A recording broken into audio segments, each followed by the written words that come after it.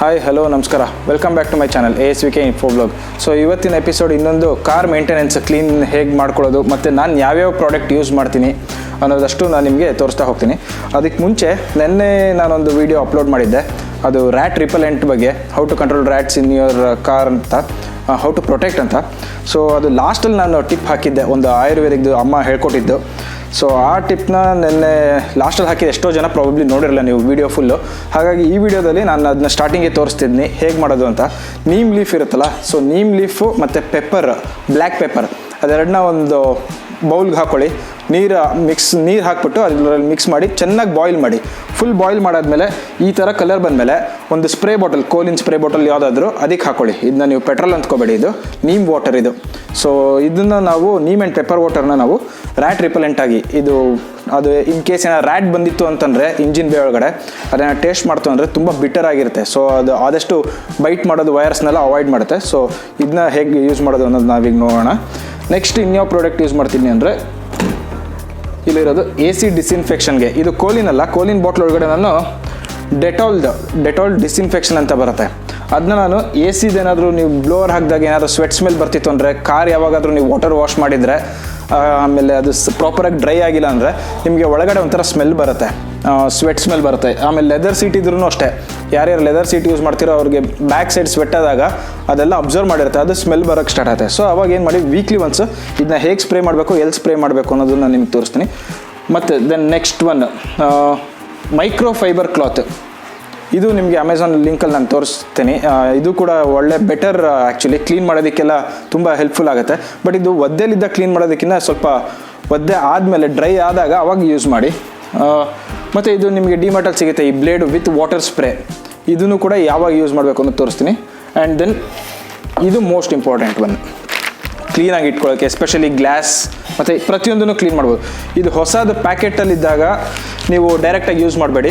ನೀವು ಇದನ್ನ first soap ನೀರಲ್ಲಿ ಅಥವಾ ಶ್ಯಾಂಪೂ ವಾಟ್ರಲ್ಲಿ ಚೆನ್ನಾಗಿ ವಾಶ್ ಮಾಡ್ಕೊಳ್ಳಿ. ಒಂಥರ ಆಯ್ಲಿ ಥರ ಇದೆ. ಸೊ ಫಸ್ಟ್ ಅದನ್ನು ವಾಶ್ ಮಾಡಾದ್ಮೇಲೆ ಸ್ವಲ್ಪ ಶ್ರಿಂಕ್ ಆಗಿ ಈ ಥರ ಡ್ರೈ ಆಗಿ ಬರುತ್ತೆ. ಆಮೇಲಿಂದ ನೀವು ಇದನ್ನು ಕ್ಲೀನ್ ಮಾಡೋದಕ್ಕೆ ಯೂಸ್ ಮಾಡ್ಕೋಬೋದು. ಭಾಳ ಸ್ಕ್ರ್ಯಾಚ್ ಇಲ್ಲದೆ, ಒಂದು ಸ್ಕ್ರ್ಯಾಚ್ ಇಲ್ಲದೇ ಸ್ಕ್ರ್ಯಾಚ್ ಪ್ರೂಫ್ ಆಗಿ ಕ್ಲೀನಾಗಿ ಇರುತ್ತೆ. ಅದನ್ನು ನಾನು ನಿಮಗೆ ತೋರಿಸ್ತಾ ಹೋಗ್ತೀನಿ ಹೇಗೆ ಮೇಂಟೈನ್ ಮಾಡೋದು ಅನ್ನೋದು. ಸೊ ಹಾಗಿದ್ರೆ ಸ್ಟಾರ್ಟ್ ಮಾಡೋಣ ವೀಡಿಯೋನ. ಇನ್ನೊಂದು ಏನು ಹೇಳಬೇಕಿತ್ತು ಅಂದರೆ, ಕವರ್ ಓಪನ್ ಮಾಡೋದು. ವೀಡಿಯೋ ಸ್ಟಾರ್ಟ್ ಮಾಡೋದಕ್ಕಿಂತ ಮುಂಚೆ ಕವರ್ ಓಪನ್ ಮಾಡೋ ಟೆಕ್ನಿಕ್ಕು ನನ್ನ ಫ್ರೆಂಡ್ ಚೇತನ್ ಅಂತ, ನೀವು ಹಳೆದು ಕಿಯಾ ಸೆಲ್ಟೋಸ್ ವೀಡಿಯೋಸ್ ರಿವ್ಯೂ ನೋಡಿದರೆ ಆ ಕಾರ್ ಓನರು ಅವ್ನು ಹೇಳ್ಕೊಟ್ಟಿದ್ದು ಟಿಪ್ ಹೇಗೆ ಯೂಸ್ ಮಾಡಬೇಕು ಅನ್ನೋದು. ಈಸಿಯಾಗಿ ಫೋಲ್ಡ್ ಮಾಡಿ ಒಂದ್ಸತಿ ಮತ್ತೆ ಈಸಿಯಾಗಿ ಒಬ್ಬರೇ ಹಾಕ್ಬೋದು. ಸೊ ಅದನ್ನ ನಾನು ನಿಮಗೆ ತೋರಿಸ್ತೀನಿ ಹೇಗೆ ಅನ್ನೋದು.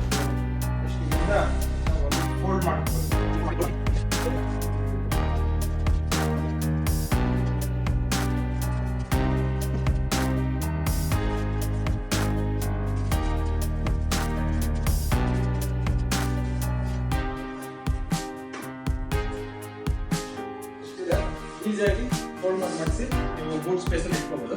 ಅದಾದ್ಮೇಲೆ ಮತ್ತೆ ವಾಪಸ್ ಹಾಕಬೇಕು ಅಂದಾಗ ವಾಪಸ್ ಹಿಂಗೆ ಬನ್ನಿ, ಹಾಕಿ ಅನ್ಫೋಲ್ಡ್ ಮಾಡ್ತಾ ಹೋಗ್ಬೋದು.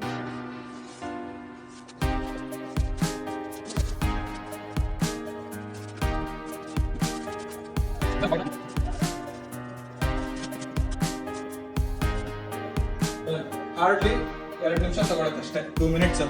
ಸೊ ಈಸಿಯಾಗಿ ಫೋಲ್ಡ್ ಮಾಡ್ಬೋದು, ಹಾಕ್ಬೋದು. ಈ ಕವರ್ ಕೂಡ ನಾನು ಅಮೆಝಾನಲ್ಲಿ ತೊಗೊಂಡಿದ್ದು. ನಾನು ಅದೆಲ್ಲ ನೆಕ್ಸ್ಟ್ ವೀಡಿಯೋದಲ್ಲಿ ನಿಮಗೆ ಲಿಂಕ್ ಹಾಕ್ತೀನಿ. ಆಲ್ಮೋಸ್ಟ್ 1 ಇಯರ್ ಮೇಲೆ ಆಯಿತು. ಸ್ವಲ್ಪ ಎಲಾಸ್ಟಿಕ್ ಫ್ರಂಟ್ ಮತ್ತು ಬ್ಯಾಕ್ ಸೈಡ್ ಎಲಾಸ್ಟಿಕ್ ಲೂಸ್ ಆಗೋಗಿದೆ. ಅದು ಬಿಟ್ಟರೆ ಕವರ್ ಚೆನ್ನಾಗಿದೆ. ಸೊ ನೀವೆಲ್ಲಾದರೂ ಶೇಡ್ಸಲ್ಲಿ ನಿಲ್ಸೋಕ್ಕಾಗಲ್ಲ, ಬಿಸಿಲು ನಿಲ್ಲಿಸ್ತೀನಿ ಅಂದರೆ ಕವರ್ ಚೀಪ್ ಆ್ಯಂಡ್ ಬೆಸ್ಟ್ ಇದೆ. ಇವಾಗ ನಾನು ನಿನ್ನೆ ನಾವೇನು ಹೋಮ್ ಮೇಡ್ ರ್ಯಾಟ್ ರಿಪೆಲೆಂಟ್ ಮಾಡಿದ್ದೇವೆ, ಒಂದು ಮೆಡಿಸಿನ್ ಥರದ್ದು. ಸೊ ಅದನ್ನು ಈಗ ನಾನು ಸ್ಪ್ರೇ ಮಾಡ್ತಾ ಹೋಗ್ತೀನಿ. ಸೊ ಇಂಜಿನ್ ಬೇಗ ಕಂಪ್ಲೀಟಾಗಿ ಸ್ಪ್ರೇ ಮಾಡಿ. ಇದು ಇಂಜಿನ್ಗೆ ಯಾವುದೇ ರೀತಿ ಹಾರ್ಮ್ ಆಗೋದಿಲ್ಲ. ಸೊ ಯೋಚನೆ ಮಾಡಬೇಡಿ, just water and neem leaves ಇದು. ಎಲ್ಲೆಲ್ಲಿ ವೈರ್ ಇದೆಯೋ ಚಾನ್ಸಸ್ ಅದು ಬೈಟ್ ಮಾಡೋದಕ್ಕೆ, ಸೊ ಅಲ್ಲಿ ಹಾಕಿ ಅಷ್ಟೇ. ಈ ಕಾರ್ನರ್ಸಲ್ಲಿ ನಾನು ಹೇಳ್ದಂಗೆ ಇಲ್ಲಿ ನಾನು ನೋಡಿದ್ದು. ಸೊ ಆದಷ್ಟು ಇಲ್ಲಿ ಹಾಕಿ, ಇನ್ಸುಲೇಷನ್ಗೂ ಹಾಕಿ. ವೈಪ್ ಮಾಡೋದು ಬೇಡ, just keep it for drying. ಒಂದು ಸ್ವಲ್ಪ ಹೊತ್ತು ಓಪನ್ ಮಾಡಿ ಬಿಟ್ಬಿಡಿ ಅಷ್ಟೇ.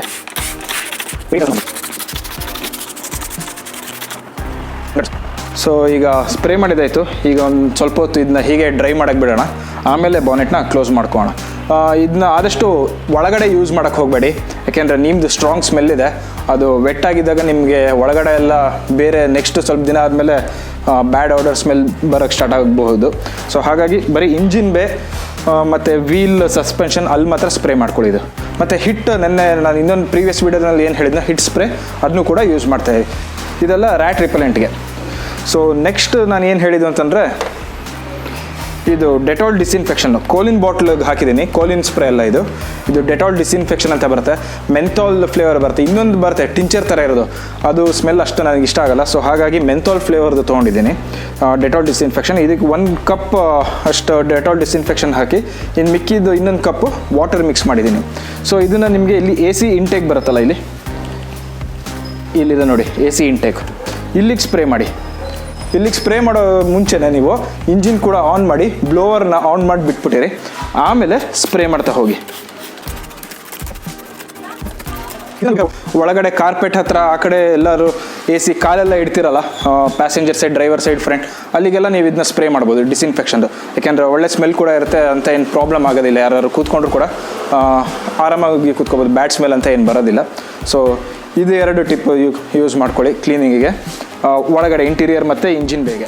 ಯೂಶ್ವಲಿ ನಿಮ್ಮದು ಕಾರ್ ಏನಾದರೂ ಇನ್ ಕೇಸ್ ಹೊಸ ಕಾರ್ ಆಗಿದ್ದರೆ ವಿತಿನ್ ಜಸ್ಟ್ 3 ಇಯರ್ಸ್ ಒಳಗಡೆ ಇತ್ತು ಅಂತಂದರೆ, ಸೊ ನೀವು ಯಾವುದೇ ರೀತಿ 3M ಪ್ರಾಡಕ್ಟ್ಸ್ ಆಗಲಿ, ವ್ಯಾಕ್ಸಿಂಗ್ ಕಾಂಪೌಂಡ್ ಅಂತೆಲ್ಲ ಬರುತ್ತಲ್ಲ, ಸ್ಕ್ರ್ಯಾಚ್ ಪ್ರೂಫ್ ಆ ಥರದ್ದೆಲ್ಲ ಯೂಸ್ ಮಾಡೋ ನೆಸೆಸಿಟಿ ಇಲ್ಲ, ಆಯಿತಾ. Almost every 10 days or 2 weeks once just with plain ವಾಟರೇ ವಾಶ್ ಮಾಡ್ತಾ ಹೋಗಿ. ಇನ್ ಕೇಸ್ ಬೇಕು ಅಂದರೆ ಜಸ್ಟ್ 3M ಅಥವಾ ಫಾರ್ಮುಲಾ 1 ಆರ್ ಶೀಬಾ ಅಂತ ಪ್ರಾಡಕ್ಟ್ ಬರುತ್ತೆ. ಈ 3 ಮಾತ್ರನೇ ನಾನು ನಿಮಗೆ ರೆಕಮೆಂಡ್ ಮಾಡೋದು. ಈ 3ರಲ್ಲಿ ಶ್ಯಾಂಪು ಬರುತ್ತೆ ನೋಡಿ, ಆ ಶ್ಯಾಂಪು ತೊಗೊಳ್ಳಿ.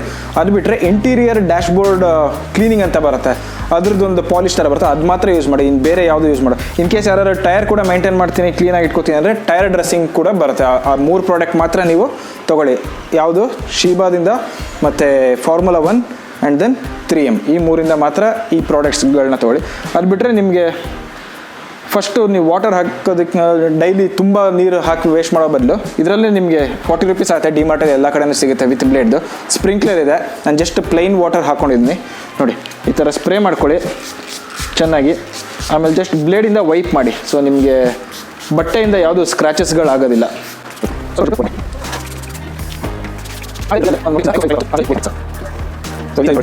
ಈ ಟೈಲ್ಸ್ ಎಲ್ಲ ಕ್ಲೀನ್ ಮಾಡೋಕ್ಕೆ ಯೂಸ್ ಮಾಡ್ತೀವಿ ಕಿಚನಲ್ಲಿ, ರಿಫ್ಲೆಕ್ಟ್ ನೀರೇನಾದ್ರು ಬಿದ್ದಿತ್ತು ಅಂದ್ರೆ ಅದನ್ನು ವೈಪ್ ಮಾಡೋಕ್ಕೆ ನಾನು ಆವಾಗಲೇ ತೋರಿಸಿದ್ನಲ್ಲ, ಸೊ ಅದನ್ನು ಯೂಸ್ ಮಾಡ್ಕೋಬೋದು ನೀವು. ಸೊ ಫಸ್ಟ್ ಇದರಲ್ಲಿ ರಬ್ ಮಾಡ್ಕೊಳ್ಳಿ ಕ್ಲೀನಾಗಿ, ಯಾವುದೇ ರೀತಿ ಸ್ಕ್ರ್ಯಾಚಸ್ ಕೂಡ ಆಗೋದಿಲ್ಲ, ಕ್ಲೀನಾಗಿರುತ್ತೆ. ಸಾಫ್ಟ್ ಸ್ಪಂಜ್ ಇದು. ಒಂದು ಸತಿ ಇದು ಡ್ರೈ ಆದಮೇಲೆ ನೆಕ್ಸ್ಟ್ ನೀವು ಮೈಕ್ರೋಫೈಬರ್ ಕ್ಲಾತ್ ಯೂಸ್ ಮಾಡ್ಕೊಳ್ಳಿ. ಫಸ್ಟೇ ನೀವು ನೀರೆಲ್ಲ ಹಾಕಿದಾಗ ಮೈಕ್ರೋಫೈಬರ್ ಕ್ಲಾತ್ ಏನಾದರೂ ಯೂಸ್ ಮಾಡಿದ್ರೆ ಸ್ವಲ್ಪ ಅದು ಕರೆ ಎಲ್ಲ ಕಟ್ಟಿರೋದು ಅದು ಹಾಗೆ ಉಳ್ಕೊಂಬಿಡುತ್ತೆ. ಸೊ ನಿಮಗೂ ಕಂಫರ್ಟೇಬಲ್ ಇರೋದಿಲ್ಲ. ಸೊ ಇದರಲ್ಲಿ ನೋಡಿ ಈಗ ಎಷ್ಟು ಕ್ಲೀನಾಗಿದೆ ಈಗ. ಸೊ ಈ ಟಿಪ್ನ ನೀವು ಫಾಲೋ ಮಾಡಿ. ಈ ಮೈಕ್ರೋಫೈಬರ್ ಅಲ್ಲದೆ ಬೇರೆ ಕ್ಲಾತ್ಸ್ ಯೂಸ್ ಮಾಡಿದ್ರೆ ಸ್ಟಾರ್ಟಿಂಗಲ್ಲೇ ಒಂಥರ ಸ್ವಿಲ್ಸ್ ಥರ ಬಂದುಬಿಡುತ್ತೆ, ನಿಮಗೆ ಒಂಥರ ಸ್ಕ್ರ್ಯಾಚಸ್ ಥರ ಕಾಣಿಸ್ತಾ ಇರುತ್ತೆ. ನಿಮಗೆ ಇವಾಗ ತಾಳಿ ನಾನು ನಿಮಗೆ ತೋರ್ಸೋಕ್ಕೆ ಟ್ರೈ ಮಾಡ್ತೀನಿ. ಇದರಲ್ಲೂ ಇರಬಹುದು ನೋಡಿ, ಇಲ್ಲಿ ಈ ಥರ ಸ್ವಿಲ್ಸ್ ಬಂದುಬಿಡುತ್ತೆ. ಇದೆಲ್ಲ ನೀವು ಯಾವ್ದಾದ್ರು ಹಳೆ ಬಟ್ಟೆ, ರಫ್ ಆಗಿರೋದು, ನ್ಯಾಪ್ಕಿನ್ಸ್ ಆ ಥರದ್ದು ಯೂಸ್ ಮಾಡಿದ್ರೆ ಹಾಗಾಗುತ್ತೆ. So better to use microfiber. ಆಮೇಲೆ every 3 months once complete full body ವಾಶಿಗೆ ಕೊಡಿ. Interior exterior complete full shampoo ಎಲ್ಲ ಹಾಕಿ ಅವರು ಕ್ಲೀನಾಗಿ ವಾಶ್ ಮಾಡ್ತಾರೆ. ಇನ್ ಕೇಸ್ ನಿಮಗೆ ರೆಗ್ಯುಲರಾಗಿ ವಾಶ್ ಮಾಡೋಕ್ಕೆ ಇಷ್ಟ ಇಲ್ಲ ಅಂತಂದರೆ. ಬಟ್ ನನ್ನ ಕಾರಣ ನಾನೇ ವಾಶ್ ಮಾಡೋದು ಪ್ರಿಫರ್ ಮಾಡ್ತೀನಿ. ಸೊ ಜಾಸ್ತಿ ತೊಗೊಂಡೋಗಲ್ಲ. 3 months ಒನ್ಸ್ ಬೇಕಾದ್ರೆ ನೀವು ಮೇಂಟೆನೆನ್ಸ್ ಕಂಪ್ಲೀಟ್ ವಾಶ್ಗೆ ಕೊಡ್ಬೋದು. ಅಂಡರ್ ಚಾಸಿಸ್ಗೆಲ್ಲ ಆದರೆ ಪ್ರೆಷರ್ ವಾಟರ್ ವಾಶ್ ಮಾಡಿಸಿ. ಸೊ ಅವಾಗ ಅಲ್ಲಿ ತೊಗೊಂಡೋದಾಗ ಹಾರ್ಡ್ಲಿ 500 rupees. ಸೊ ಕಂಪ್ಲೀಟ್ ಕ್ಲೀನಾಗಿ ವಾಶ್ ಮಾಡ್ತಾರೆ. ಮತ್ತು ನಾನು ಹೇಳ್ದಂಗೆ ನೀವು ಫಸ್ಟ್ ನೀರು ಹಾಕಿ, ನೀರೆಲ್ಲ ಫುಲ್ ಇಲ್ಲಿ ಹಾಕಿದಾಗ ವೈಪ್ ಮಾಡಿ, ಇದರಿಂದ ಈ ಬ್ಲೇಡಿಂದ ವೈಪ್ ಮಾಡಿ. ಡೈರೆಕ್ಟ್ ಬಟ್ಟೆ ಯೂಸ್ ಮಾಡಬೇಡಿ, ಸ್ಪಾಂಜ್ ಕೂಡ ಯೂಸ್ ಮಾಡಬೇಡಿ. ಫಸ್ಟ್ ವೈಪ್ ಮಾಡಿ, ಸ್ವಲ್ಪ ಡ್ರೈ ಆದಮೇಲೆ ಮೈಕ್ರೋಫೈಬರ್ ಇಲ್ಲಾಂದರೆ ಅದು ರಿಫ್ಲೆಕ್ಟ್ ಟೈಲ್ ಕ್ಲೀನಿಂಗ್ ಸ್ಪಾಂಜ್ ಬರ್ತಲ್ಲ ಅದನ್ನು ಮಾತ್ರ ಯೂಸ್ ಮಾಡಿ. ಸೊ ಶ್ಯಾಂಪು 3M ಪ್ರಾಡಕ್ಟ್ಸ್ ಇದನ್ನು ಯೂಸ್ ಮಾಡ್ಬೋದು. ನಾನು ಯಾವುದೂ ಯೂಸ್ ಮಾಡ್ತಿಲ್ಲ ಸದ್ಯಕ್ಕೆ. ಮತ್ತು ಇಂಟೀರಿಯರ್ಗೂ ಕೂಡ ನಾನು ಜಸ್ಟ್ ಪ್ಲೈನ್ ವಾಟರ್, ಮೈಕ್ರೋಫೈಬರ್ ಇದಿಷ್ಟರಲ್ಲೇ ಡೀಟೇಲ್ಡಾಗಿ ಕ್ಲೀನ್ ಮಾಡ್ಕೋತೀನಿ. ಸೊ ಈಗ ನಾನು ಗ್ಲಾಸ್ಗೆ ನೀರು ಹಾಕಿ ತೋರಿಸ್ಬಿಡ್ತೀನಿ. ನೀವು ವಿಂಡ್ಶೀಲ್ಡ್ ವಾಶ್ ಮಾಡಬೇಕಾದ್ರೆ ಆದಷ್ಟು ವಿಂಡ್ಶೀಲ್ಡ್ದೇ ಅದು ವೈಪರ್ ಯೂಸ್ ಮಾಡ್ತಿರಲ್ಲ, ಅದ್ರದ್ದು ಲಿಕ್ವಿಡ್ ಇರುತ್ತಲ್ಲ ವಿಂಡ್ಶೀಲ್ಡ್ ವಾಷರ್, ಸೊ ಅದನ್ನೇ ಸ್ಪ್ರೇ ಮಾಡ್ಕೊಂಡು ಯೂಸ್ ಮಾಡಿ, ಬೇರೆ ಇನ್ಯಾವ ಪ್ರಾಡಕ್ಟು ಕೂಡ ಯೂಸ್ ಮಾಡೋಕ್ಕೆ ಹೋಗಬೇಡಿ. ಸೊ ಆಮೇಲೆ ವೈಪರ್ ಯಾವಾಗಲೂ ನೀವು ಕವರ್ ಮಾಡಲ್ಲ ಅಂತಂದರೆ ಲಿಫ್ಟ್ ಮಾಡೇ ಇಡಿ, ಇದ್ರ ಮೇಲೆ ಪ್ರೆಷರ್ ಬೀಳೋದು ಬೇಡ ಆದಷ್ಟು. ಸೊ ನೀರು ಹಾಕ್ಕೊಳ್ಳಿ, ಜಸ್ಟ್ ಈ ಬ್ಲೇಡಿಂದ ವೈಪ್ ಮಾಡಿ, ನೋಡಿ ಎಷ್ಟು ಕ್ಲೀನಾಗಿ ಬರುತ್ತೆ.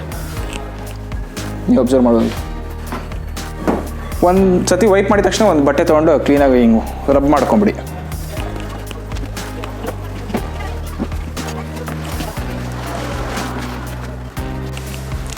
ನೋಡಿ ಆಲ್ಮೋಸ್ಟ್ ಪರ್ಫೆಕ್ಟಾಗಿ ಕ್ಲೀನಾಗಿದೆ. ಸೊ ಇವಾಗ ನೀವು ಇದು ಸಾಫ್ಟ್ ಸ್ಪಂಜಲ್ಲಿ ಬೇಕಾದ್ರೆ ಒಂದು ಸತಿ ಕ್ಲೀನಾಗಿ ರಬ್ ಮಾಡ್ಕೊಬೋದು. ಇದು ಎಲ್ಲ ಹೀರ್ಕೊಂಬಿಡುತ್ತೆ ಹಾಗೇ ಕ್ಲೀನಾಗಿ, ಏನಾದ್ರು ವಾಟರ್ ಇತ್ತು ಅಂದರೆ ಈ ಕಡೆ ಎಲ್ಲ. ನೋಡಿ ಇನ್ನೂ ಎಷ್ಟು ಕೊಳೆ ಇದೆ ಇದರಲ್ಲಿ, ಕವರ್ ಹಾಕಿದರೂ ಕೂಡ ಇಷ್ಟು ಧೂಳು ಬರುತ್ತೆ.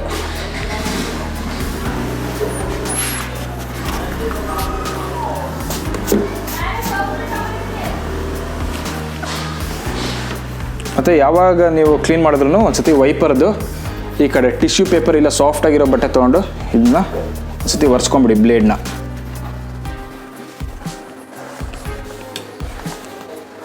ಕೆಲವರು WD-40 ಎಲ್ಲ ಯೂಸ್ ಮಾಡ್ತಾರೆ, ಸೊ ಅದೆಲ್ಲ ಯಾವುದು ಸ್ಪ್ರೇ ಮಾಡೋಕ್ಕೆ ಹೋಗಬೇಡಿ ವೈಪರ್ಗೆ, ಇದೆಲ್ಲ ಹಾರ್ಡ್ ಆಗ್ತಾ ಹೋಗುತ್ತೆ, ಆಮೇಲೆ ಕಟ್ ಆಗೋ ಚಾನ್ಸಸ್ ಜಾಸ್ತಿ ಇರುತ್ತೆ. ಸೊ ಜಸ್ಟ್ ನಾರ್ಮಲ್ ಪ್ಲೈನ್ ವಾಟ್ರಲ್ಲಿ ಇಲ್ಲ ಟಿಶ್ಯೂ ಪೇಪರಲ್ಲಿ ಜಸ್ಟ್ ರಬ್ ಮಾಡ್ತಾ ಹೋಗಿ, top to bottom, bottom to top ಅಂತ ಒಂದೆರಡು ಸತಿ ಸಾಕು. ಆಮೇಲೆ ಡ್ರೈಗೆ ಯಾವಾಗಲೂ ಓಪನ್ ಆಗಿ ಬಿಟ್ಬಿಡಿ, ಕವರ್ ಹಾಕಿದಾಗ ಮಾತ್ರ ಕ್ಲೋಸ್ ಮಾಡಿ. ಸೊ ಇಲ್ಲಿಗೆ ಈ ಕ್ಲೀನಿಂಗ್ ಎಪಿಸೋಡ್ದು ನಾನು ಇಲ್ಲಿಗೆ ಮುಗಿಸ್ತಿದ್ದೀನಿ. ನೆಕ್ಸ್ಟ್ ಲಾಸ್ಟ್ ಎಪಿಸೋಡ್ ಇದೆ, ಅದು ಅಮೆಝಾನಲ್ಲಿ ನಾನು ಏನೇನೆಲ್ಲ ಕಾರ್ ಆಕ್ಸೆಸರೀಸ್ ತೊಗೊಂಡಿದ್ದೀನಿ. ಇದು ನಾಟ್ ಓನ್ಲಿ ಫಾರ್ ಟಿಯಾಗೋ, ಎಲ್ಲ ಕಾರ್ಗೂ ಹೆಲ್ಪ್ಫುಲ್ ಆಗುತ್ತೆ, ಮತ್ತು ಒಂದು ಕೂಲ್ ಗ್ಯಾಜೆಟ್ಸ್ ಥರನೂ ಇರುತ್ತೆ, ಒಂದಷ್ಟು ಪ್ರಾಡಕ್ಟ್ಸ್ ಇದೆ. ಸೊ ಅದು ನೀವು ಮಿಸ್ ಮಾಡದೆ ನೋಡಿ, ಎಸ್ಪೆಷಲಿ ಡಿ ಕಟ್ ಸ್ಟೇರಿಂಗ್ ಇರೋರಿಗೆ ಒಂದು ಹೆಲ್ಪ್ಫುಲ್ ಆಗುತ್ತೆ. ನಾನು ಸ್ಟೇರಿಂಗ್ ಕವರ್ ತೊಗೊಂಡಿರೋದು, ಮತ್ತು ಒಂದಷ್ಟು ಇನ್ನೊಂದಷ್ಟು ಪ್ರಾಡಕ್ಟ್ಸ್ ಇದೆ, ಅದು ನೆಕ್ಸ್ಟ್ ವೀಡಿಯೋದಲ್ಲಿ ನೋಡಿ, ಮಿಸ್ ಮಾಡಿದೆ.